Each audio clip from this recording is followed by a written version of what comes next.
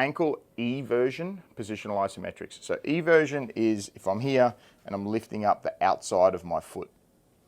Positional isometrics is designed to close your passive and active gap. So if I sit here, I lift that up, that's my active. I grab my foot, I rotate it, that's my passive. Now I've got about a 10 or 15 degree gap here, so that's fine. If you've got more than a 10 or 15 degree gap, then we want to close that up, and this is how we do it. So all we're going to do is you're going to get to the end of your active range. Notice I've got a fairly straight foot here. I can't do this while I'm in dorsiflexion because all this muscle is then contracted and I can't actually get to the movement. So I've got a fairly straight ankle here. I'm not like pushing it as far as I can, but it's a fairly straight ankle.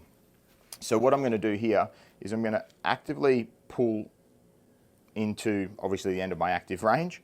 And then what I'm going to do is I'm going to grab my foot and then just rotate it a bit that way. Notice that's my active range. My passive is about the same.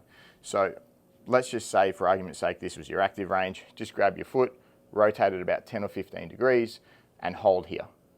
So you'll then do a pales and then a rails contraction for 10 seconds at max effort. So pales will be the progressive side, which is the outside, it's the angle that's getting bigger. So you're effectively trying to rotate back, and then rails is using everything on this side to rotate further. So once again, I'll get to my active range, get about 10 or 15 degrees into my passive, hold still, take a big breath, and then start rotating back. So I'm effectively trying to rotate back, but obviously my hand is stopping me, using everything on the outside of my ankle to try to rotate back as hard as I possibly can. You should be feeling the tissue on the outside here for 10. So we got 2, 1, and then rails will be trying to use this tissue to rotate even further. You won't be able to because you're in your passive range. You're going to do that for 10 seconds as hard as you can.